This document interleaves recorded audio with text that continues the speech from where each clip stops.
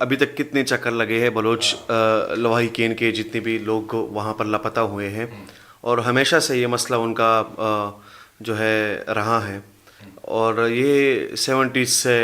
پاکستان کے بنانے کے بعد ہی شروع ہے، بلکہ سیونٹیز کی بات کی جائے تو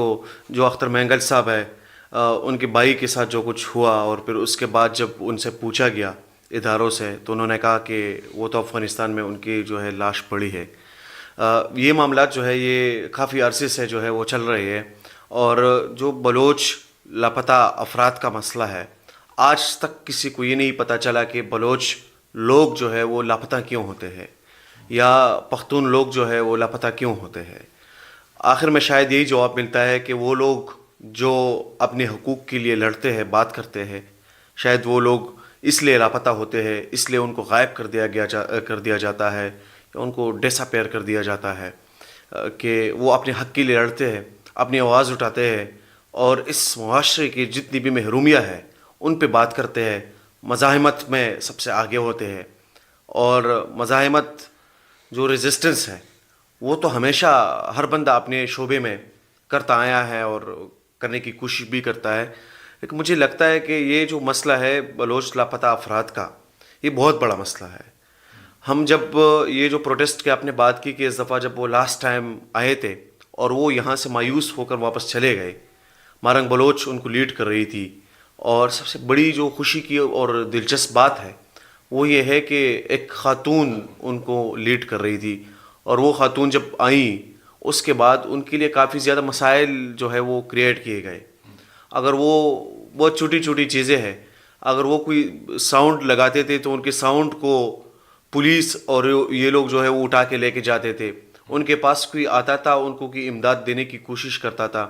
تو ان کے اس امداد کو یہ لوگ ان لوگوں کو پھر نہیں آنے دیتے تھے۔ اس کے ساتھ ساتھ ان کے ساتھ ہی جب ان کا دھرنا شروع تھا اور لاپتہ افراد کے لیے ہی آواز اٹھا رہے تھے، نہ تو کسی ادارے کو چیلنج کر رہے تھے، نہ تو پاکستان کی ریاست کے ریٹ کو چیلنج کر رہے تھے، نہ تو اس ریاست کے لیے کوئی خطرہ تھا، کیونکہ وہ معصوم لوگ جو ڈفرینٹ علاقوں سے آئے تھے وہ لوگ اپنے لیے آواز اٹھا رہے تھے، اپنے پیاروں کے لیے۔ کیونکہ اگر یہ بات میں بار بار کہتا ہوں، ہر جگہ پہ کہتا ہوں کہ فار ایگزامپل میں اگر اپنے بھائی کو کھو دیتا ہوں اور میرا بھائی جو ہے وہ اس طرح لاپتہ ہوتا ہے تو وہ بہت زیادہ دردناک ہوتا ہے، کیونکہ ہر دن میں مرتا ہوں۔ لیکن اگر ایک بندہ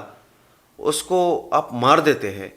تو ان کی تو بات ویسی ہی اس ٹائم ختم ہو جاتی ہے، کم از کم بندے کو پتہ چلتا ہے کہ یار وہ ان کو مار دیا گیا ہے۔ وہی بلوچ پروٹیسٹ میں ایک بزرگ جن کا تعلق سوات سے تھا، ان سے بھی میری ملاقات ہوئی تو ان کا کہنا تھا کہ ان کے کچھ لوگ جو ہے ان کے بیٹے لاپتہ ہوئے تھے۔ انہوں نے مجھے کہا کہ وہ اگر مر گئے ہیں اور کسی بھی طرح ان کے ساتھ کوئی اس طرح ایشو آیا ہے تو کم از کم ہمیں تو صاف صاف بتا دے کہ آپ کا بیٹا جو ہے یا آپ کا جو بھائی ہے وہ مر گیا ہے۔ کم از کم یہ تکلیف تو ہمیں نہ دے کہ ہر دن ہم ان کے انتظار میں بیٹھے رہے اور ہمیں پتہ نہ ہو، نہ تو ہمیں کھانے کا پتہ چلتا ہے، نہ تو ہمیں پینے کا پتہ چلتا ہے، نہ کسی اور چیز کا پتہ چلتا ہے۔ تو یہ جو مسئلہ ہے مجھے لگتا ہے کہ یہ بلوچ